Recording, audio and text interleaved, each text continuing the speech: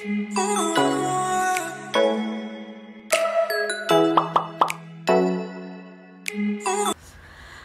teman-teman bidan semua, kembali lagi di channel YouTube Official Bidan. Kali ini kita akan bahas requestan soal dari teman kita, yaitu tentang gender. Buat teman-teman bidan yang belum subscribe channel ini, silahkan di subscribe dulu. Dan yang mau tahu soal tentang gender, silahkan tonton video ini sampai dengan selesai. Dan yang mau request soal apa yang akan kita bahas di video selanjutnya, silahkan chat di kolom komentar. Langsung aja ya teman-teman. Di sini soal tentang gender itu adalah soal kasus cerita. Dari satu cerita akan memiliki 4 soal di sini teman-teman. Langsung aja ya kita baca kasus ceritanya dulu. Tuan A mempunyai 2 anak. Anak pertama laki-laki, kelas 2 SMA. Dan anak kedua perempuan, berambut panjang dan suka memakai rok panjang, duduk di kelas 5 SD. Setahun kemudian anak perempuannya putus sekolah.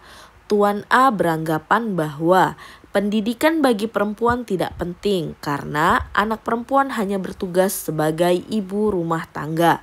Adapun anak laki-laki tetap melanjutkan sekolah karena anak laki-laki dianggap sebagai yang lebih mampu dan bertanggung jawab. Nyonya A bekerja sebagai buruh pabrik, akan tetapi juga selalu mengerjakan tugas-tugas seperti memasak, mencuci, dan menyapu. Nah, teman-teman, kasus ceritanya seperti itu. Kata kuncinya ada di mana aja? Coba dilihat dulu kata kuncinya, teman-teman. Dia punya 2 anak, teman-teman. Anak pertama laki-laki, anak keduanya perempuan, ya. 2 anak, 1 laki dan yang 1 perempuan. Yang perempuan berambut panjang dan suka pakai rok panjang. Nih. Kemudian anak perempuannya putus sekolah, teman-teman. Karena Tuan A beranggapan pendidikan bagi perempuan itu tidak penting karena anak perempuan hanya bertugas sebagai ibu rumah tangga. Sedangkan anak laki-laki dianggap lebih mampu dan bertanggung jawab. Terus kata dia, Nyonya A itu juga bekerja sebagai buruh pabrik, tapi juga selalu mengerjakan tugas rumah Nyonya A. Nah, kita lihat ke soal nomor 1. Di soal pertanyaannya nomor 1, anak perempuan Tuan A mengalami, yang ditanya adalah anak perempuan. Di sini di soal dia bilang anak perempuannya putus sekolah, ya kan? Anak perempuan putus sekolah. Putus sekolah karena pendidikan bagi perempuan tidak penting, kata Tuan A. Karena ujungnya jadi ibu rumah tangga. Itu menurut Tuan A.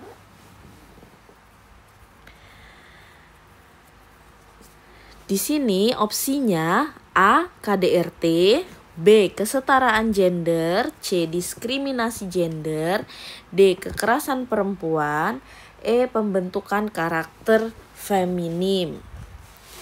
Nah, KDRT tahu nggak teman-teman? KDRT itu kekerasan dalam rumah tangga.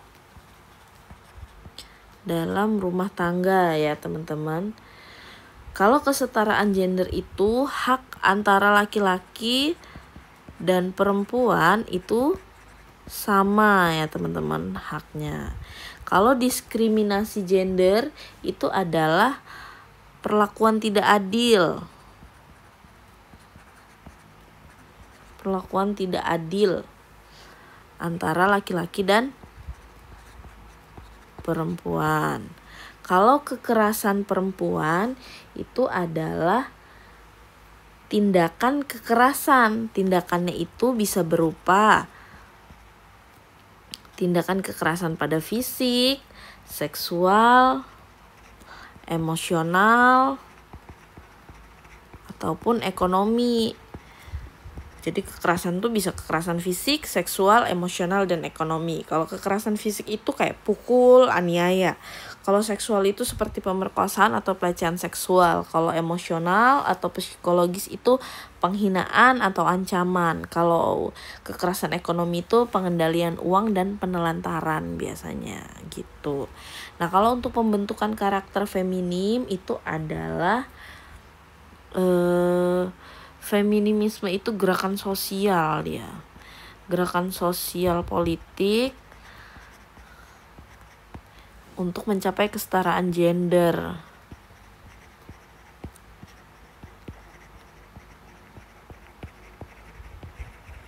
Nah, gitu teman-teman. Nah, jadi dari opsi ABC mana yang lebih sesuai dengan kasus dari anak perempuannya Tuan A?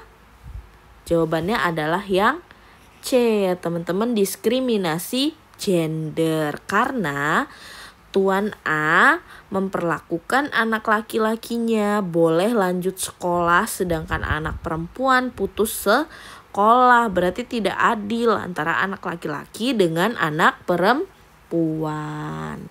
Paham ya teman-teman? Kita lanjut ke soal nomor 2. Soal nomor 2. Disebut apakah perlakuan Tuan A terhadap anak perempuan? Dia nanyanya perlakuan Tuan A terhadap anak perempuan. Nah, tadi perlakuannya ini kan putus sekolah karena pendidikan bagi perempuan tidak penting menurut Tuan A. Dan perempuan hanya menjadi ibu rumah tangga, ya kan? Nah, optionnya A. Stereotip, B. Subordinasi, C. Double burden, D. Beban ganda, E. Marginalisasi. Stereotip itu sama dengan pelabelan ya teman-teman, sama dengan pelabelan. Kalau subordinasi itu sama dengan penomorduaan. Penomorduaan. Kalau double burden itu sama dengan beban ganda. Beban ganda itu adalah double burden, berarti nggak mungkin lah ya antara C sama D. Kalau marginalisasi itu adalah peminggiran teman-teman. Peminggiran itu disebut dengan marginalisasi. Contohnya seperti apa sih stereotip atau pelabelan? Stereotip itu atau pelabelan itu ngecap dia. Ngecap. Contoh, janda dicap sebagai perusak rumah tangga, ya kan? Padahal belum tentu. Terus contohnya lagi, perempuan itu dianggap cengeng. Perempuan itu cengeng, padahal nggak semua perempuan cengeng gitu. Paham ya untuk stereotip atau pelabelan, mengecap gitu. Kalau subordinasi atau penomorduaan itu peran yang dilakukan satu jenis kelamin lebih rendah dari jenis kelamin yang lain. Jadi contohnya subordinasi, perempuan itu dianggap ngurusin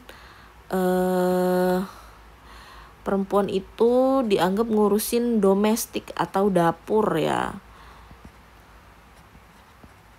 Dapur atau rumah lah. Sedangkan laki-laki itu dianggap urusan publik, kerja di luar itu laki-laki. Sedangkan perempuan itu ya udah di rumah aja gitu, nggak kerja di luar gitu. Jadi perempuan itu dianggap sebagai pekerja kelas rendah gitu kalau subordinasi. Nah, kalau double burden atau beban ganda itu beban yang diberikan salah satu jenis kelamin. Beban salah satu jenis kelamin lebih banyak. Yang perempuan bebannya lebih banyak gitu, atau yang laki-laki lebih banyak. Itu namanya beban ganda. Contohnya perempuan kerja di rumah, terus nyapu, ngepel, ngurus anak, semuanya perempuan. Tapi laki-laki pulang kerja cuma istirahat, bahkan minta dilayani istrinya. Itu namanya adalah beban ganda istrinya. Udah ngurusin rumah, ngurusin anak, ngurusin semua. Sedangkan laki-laki cuma kerja di luar doang. Tapi di rumah nggak ngebantu apapun gitu. Nah, kalau untuk marginalisasi atau peminggiran itu adalah pengabaian hak-hak yang seharusnya didapat oleh pihak yang dipinggirkan dan mengakibatkan kemiskinan kalau marginalisasi ini. Jadi pengabaian hak-hak ya. Pengabaian hak-hak yang seharusnya didapat. Terus ini nanti menyebabkan kemiskinan.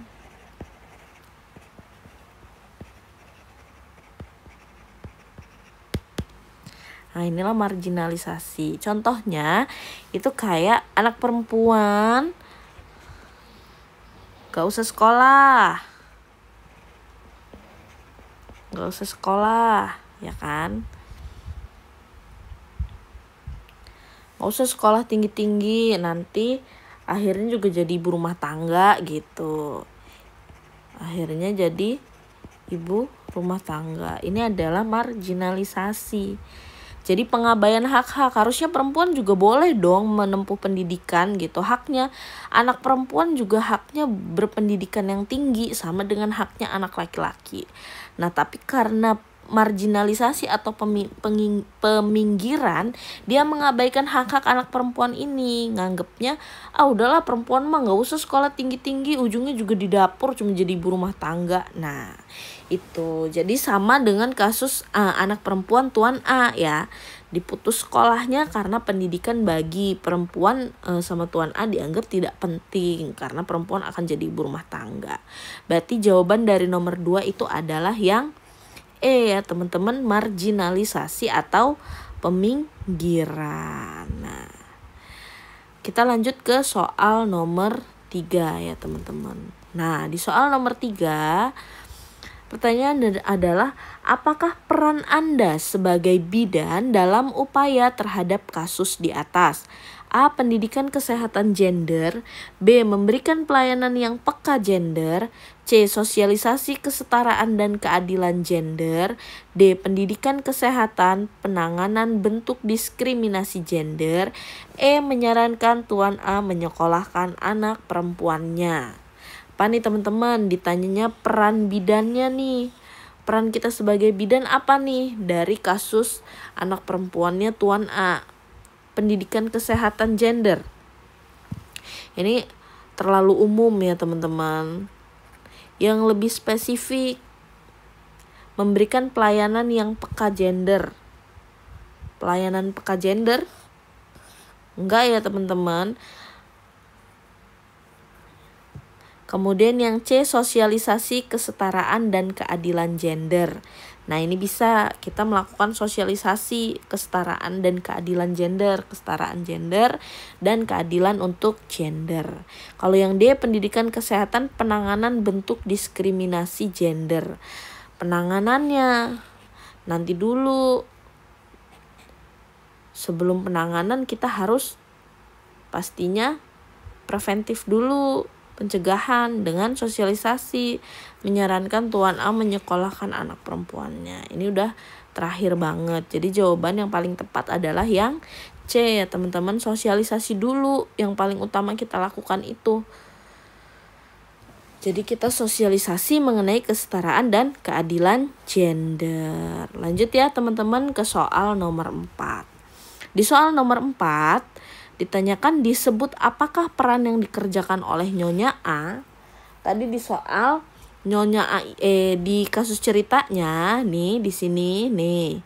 Nyonya A, dia bekerja sebagai buruh pabrik, akan tetapi juga selalu mengerjakan tugas-tugas seperti memasak, mencuci, dan menyapu. Nah, di soal nomor 4 ditanya peran yang dikerjakan Nyonya A. Nyonya A ini kerja di luar, jadi buruh. Sampai rumah, dia harus kerja lagi. Nyapu, nyuci, ngepel, itu dikerjain lagi sama si Nyonya A. Berarti apa ini dia? A. Stereotip, B. Marginalisasi, C. Domestic violence, D. Subordinasi, E. Beban ganda. Apa nih teman-teman? Isu gendernya nih. Stereotip tadi apa? Stereotip itu pelabelan ya, diingat-ingat teman-teman. Marginalisasi, peminggiran. Domestic violence, sudah ada yang tahu belum? Domestic violence itu apa? Domestic violence itu kekerasan dalam rumah. Kekerasan dalam rumah. Yang tadi saya bilang kekerasan itu bisa jadi dari fisik, psikologis, atau emosional, kekerasan ekonomi, kekerasan seksual. Itu masuk dalam domestic violence ya teman-teman. Nah, kalau subordinasi tadi apa? Subordinasi itu penomor duaan. Penomor duaan. Kalau beban ganda atau double burden itu beban lebih banyak ya. Beban lebih banyak. Nah, diingat-ingat ya teman-teman. Pelabelan atau cap, peminggiran, hak-haknya nggak dikasih, nggak disamakan. Domestic violence itu kekerasan fisik, seksual, psikologis atau emosional. Terus sama ekonomi. Kalau yang subordinasi penomor duaan ya. Diingat sebenarnya penomor duaan dianggap kelas rendah. Kalau subordinasi penomor duaannya kita lebih rendah daripada laki-laki. Kita udah urusan dapur aja gitu. Laki-laki yang keluar kerjanya gitu kalau subordinasi. Beban ganda double burden. Nah, kalau Nyonya A dia kerja di luar jadi buruh. Di rumah kerja lagi. Berarti dia adalah yang E. Dia isu gendernya beban ganda atau double burden ya teman-teman. Paham ya untuk isu gender. Cukup sekian video kita kali ini. Silakan tonton video-video selanjutnya.